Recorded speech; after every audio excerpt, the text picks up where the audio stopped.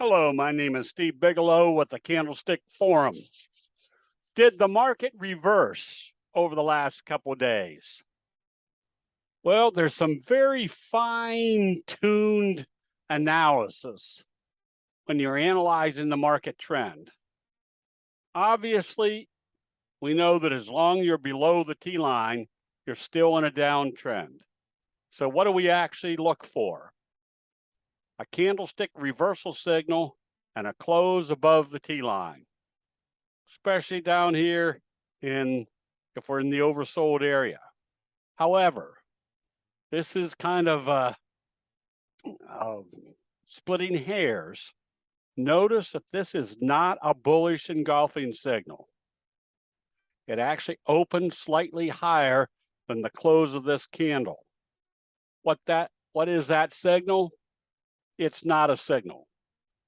Logic tells us that if the Japanese race traders over 400 years were able to analyze which signals were actually signals and tell us what the results were, they would also tell us that if this not being a signal had some relevance, they'd tell us what that signal was, and it isn't. So you have to kind of take that into consideration, that you don't have a bullish reversal signal, and so far you have not closed above the T-line. Does that mean they could bounce up and around? Yes, but there hasn't been yet a change of investor sentiment. More illustrated over here on the NASDAQ. Not quite a bullish engulfing signal and not quite closing above the T-line.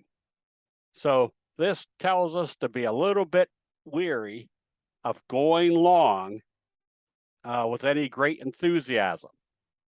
Now, that doesn't keep us from going into sectors that are acting extremely well. We've been buying the lithium mining stocks, LYTM. Notice the J-hook patterns using this trend channel as your uptrend and closing back up above the T-line. So we're looking for it to move up to the top of the trend channel.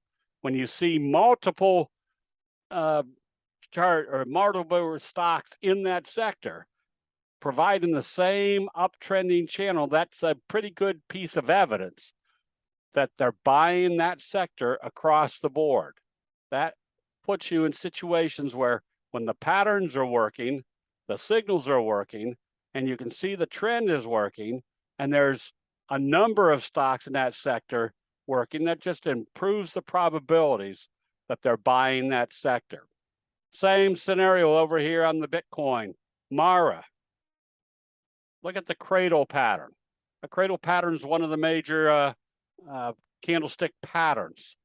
A big headboard, a flat trading range, which usually consists of a lot of dojis, and then the footboard. And notice where it occurred. Right smack dab off the 50, which is an area that everybody is watching. So we look at it as a reversal signal because of the pattern. Everybody else is looking at it that they held up at the 50. Now that cradle pattern will usually produce a good, strong uptrend. Same type of thing in Riot and Coin. That whole sector showed bullish signals today. Once again, confirming that they're buying that sector across the board. So the visual analysis of knowing what a series of dojis illustrates, that was our recommendation on task when it did a best friend signal after multiple indecisive trading days and a fry pan bottom trajectory. Once again, noticing or analyzing the nature of investor sentiment, indecision, indecision, indecision. The longer this indecision, and then they tell us with great strength they've made up their mind what their new decision is, that usually equates to a very strong price move. So that fry pan bottom illustrates when to be buying, just as the dumpling top in NVIDIA told us when to be going short. However, that doesn't end the trend or end the analysis. Now we're in the oversold area. You're starting to see buy signals, even though we haven't closed above the T line. It's changing the probabilities. We're starting to see buying down here. Where's the next likely target? At least to bounce back up to the T line and then wait to see what it does from there. So if we're short, and we can see when the probabilities are changing based upon candlestick signals and the graphics of bullish sentiment showing up, that is a high probability area to start taking profits on the shorts.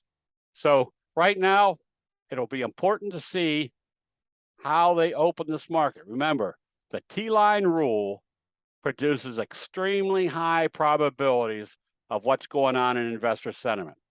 As long as we have not closed yet above the T-line, it's kind of indicating the probabilities are that we're still in a downtrend.